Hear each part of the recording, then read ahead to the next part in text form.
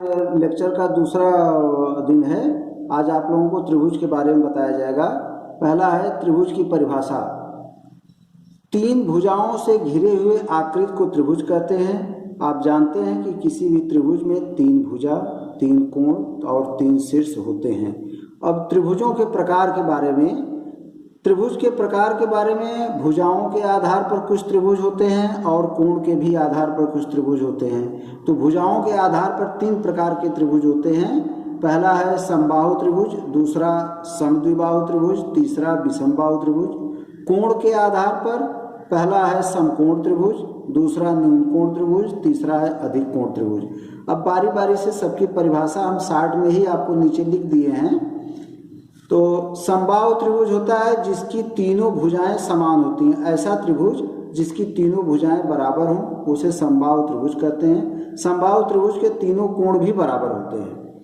समद्विबाहु त्रिभुज ऐसा त्रिभुज जिसकी दो भुजाएं बराबर हों उसे समद्विबाहु त्रिभुज कहते हैं। विषमबाहु त्रिभुज में ऐसा त्रिभुज जिसकी तीनों भुजाएं असमान होती हैं उसे विषमबाहु त्रिभुज कहते हैं। समकोण त्रिभुज में एक कोण उसका समकोण होता है, बकिया न्यून कोण होते हैं। मतलब समकोण होना उसकी खासियत है। समकोण त्रिभुज तभी कहलाएगा जब उसमें कम से कम एक कोण 90 अंश का हो। न्यून कोण त्रिभुज में तीनों कोण न्यून कोण के होते हैं। न्यून कोण का मतलब 90 अंश से छोटे कोण होते हैं। अधिक कोण त्रिभुज में जिसका एक कोण 90 अंश से बड़ा परंतु शेष दो न्यून कोण होते हैं उसे अधिक कोण त्रिभुज कहते हैं। अब अगला टॉपिक है त्रिभुजों की सर्वांग समता। सर्वांग समता, जैसा कि इसका अगर संधिविच्छेद करें हम तो सर्वधन अंग धन समान, अर्थात जिसके सभी अंग समान हो उसे हम सर्वांग सम कहते हैं। अर्थात किन्हीं दो त्रिभुजों में जब सभी भुजाएं समान हो, सभी कोण समान हो तो वह सर्वांग सम त्रिभुज कहलाता है। त्रिभुज के सर्वांग सम होने के लिए चार शर्तें होती हैं। इन चार शर्तों में से कोई एक शर्त पूरा होने पर ही त्रिभुज एक दूसरे का सर्वांग सम हो जाता है या कहा जाता है। वे शर्तें भुजाओं और कोणों पर निर्भर करती हैं। पहली शर्त है किन्हीं दो त्रिभुजों में एक त्रिभुज की तीनों भुजा दूसरे त्रिभुज के तीनों भुजा के अलग अलग अगर बराबर हो तो वह त्रिभुज एक दूसरे का सर्वांग सम कहा जाएगा। जैसे ये चित्र बना हुआ है, ये पहला चित्र है, ये दूसरा है। इसमें मान लीजिए ये भुजा है AC जो XZ के बराबर हो और AB जो है XY के बराबर हो और BC जो है YZ के बराबर हो, या कोण A कोण X के बराबर हो, कोण B कोण Y के बराबर हो, या कोण C कोण Z के बराबर हो। अर्थात कहने का मतलब वही है कि या तो तीनों भुजाएं बराबर हों या तीनों कोण बराबर हो तभी त्रिभुज सर्वांग सम होता है। तो पहले शर्त में दिया गया कि नहीं दो त्रिभुजों में एक त्रिभुज की तीनों भुजा दूसरे त्रिभुज के तीनों भुजा के अलग अलग बराबर हो तो त्रिभुज सर्वांग सम होता है। दूसरी शर्त है कोणों से संबंधित है। यदि दोनों त्रिभुज के तीनों कोण अलग अलग एक दूसरे के बराबर हो तो त्रिभुज सर्वांग सम होता है। ये दो शर्तें हो गई। तीसरी शर्त है यदि दोनों त्रिभुजों में एक त्रिभुज की दो भुजा और एक कोण दूसरे त्रिभुज के दो भुजा और एक कोण के बराबर हो तो त्रिभुज सर्वांग सम होता है। चौथी शर्त है यदि किसी एक त्रिभुज की भुजा, एक कोण, एक भुजा और दो कोण दूसरे त्रिभुज के एक भुजा और दो कोण के बराबर हो तो त्रिभुज सर्वांग सम होता है। याद करने के लिए इन चारों शर्तों में पहला है कि भुजा बराबर हो, मतलब तीनों भुजाएं उस त्रिभुज के तीनों भुजाएं बराबर हों। दूसरी शर्त है कि एक त्रिभुज के तीनों कोण दूसरे त्रिभुज के तीनों कोण के बराबर हों तो त्रिभुज सर्वांग सम होगा।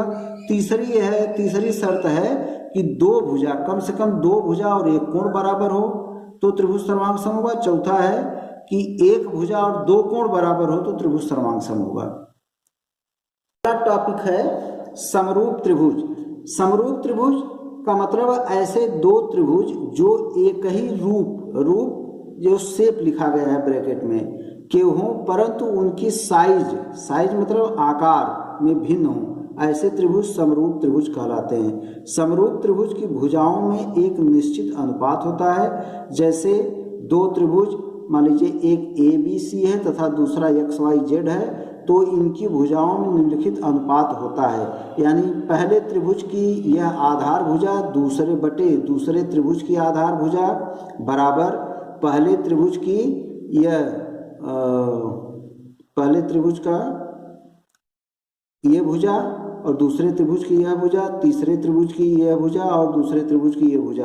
ये इस तरह से लिखा गया है, अर्थात AB बटे XY और यहाँ पर होगा BC बटे YZ होना चाहिए। BC गलत लिख गया है, सॉरी, इसका है AC बटे XZ। ये जो है इसमें निश्चित अनुपात होता है। नोट, दो सर्वांगसम आकृतियां समरूप हो सकती हैं परंतु दो समरूप आकृतियां सर्वांगसम नहीं होती हैं। ये आप नोट करिएगा, ये बहुत इंपॉर्टेंट है, इसको हमेशा ध्यान में रखिएगा कि दो सर्वांगसम आकृतियां समरूप हो सकती हैं परंतु दो समरूप आकृतियां सर्वांगसम नहीं होती हैं। अब है आगे त्रिभुज की रचना कैसे की जाती है, इसके बारे में हम थोड़ा सा आपको शार्ट में ही बता रहे हैं कि मान लीजिए अगर किसी त्रिभुज की रचना करनी है जिसके भुजाएं ज्ञात हो या दो भुजा एक कोण ज्ञात हो अथवा दो कोण एक भुजा ज्ञात हो, तो इसके लिए क्या करते हैं कि जो भुजा ज्ञात हो सर्वप्रथम उसे हम भुजा को AB इस तरह से नीचे खींच लेते हैं, उसका नाम रख करके AB या कुछ भी नाम रख सकते हैं, उसे आधार मान करके खींचें। तत्पश्चात बिंदु A या B कहीं से भी, यहाँ से भी यहाँ से भी, कहीं से भी आप बना सकते हैं कि बिंदु A या B पर जो कोण ज्ञात हो, मान लीजिए अगर जो कोण आपको 60 अंश 30 अंश 35 जो भी बनाना है, इस पर भी आप बना सकते हैं, इस पर भी बना सकते हैं, किसी पर जो कोण ज्ञात हो उसे बनाते हुए रेखा खींचिए। अगर बनाते हुए कोण बनाते हुए हम रेखा खींचेंगे तो इधर से खींचेंगे तो ऐसे आएगा D तक, या अगर यहाँ से खींचते हैं तो ऐसे जाएगा D तक। ठीक है, AD या BD खींचते हैं। पुनः AD या BD में से जो ज्ञात लंबाई के बराबर, जो आपको लंबाई ज्ञात है, एक तो आधार मालूम ही था और इसकी अगर लंबाई भी ज्ञात है तो उसमें से आप उसके लंबाई के बराबर एक चाप द्वारा उसे काट लीजिए। चाप लगाए, इस चाप को काटे गए बिंदु से, बिंदु का नाम रख दीजिए D, उसको अगर इधर से किए हैं तो आप AD रख दीजिए, इधर से किए हैं तो BD। इस तरह से ये इसको मिला दीजिए, A को D से या B को D से मिला दीजिए। इस तरह से आपकी जो आकृति बनती है ABD, यह एक अभिष्ट त्रिभुज होगा। धन्यवाद।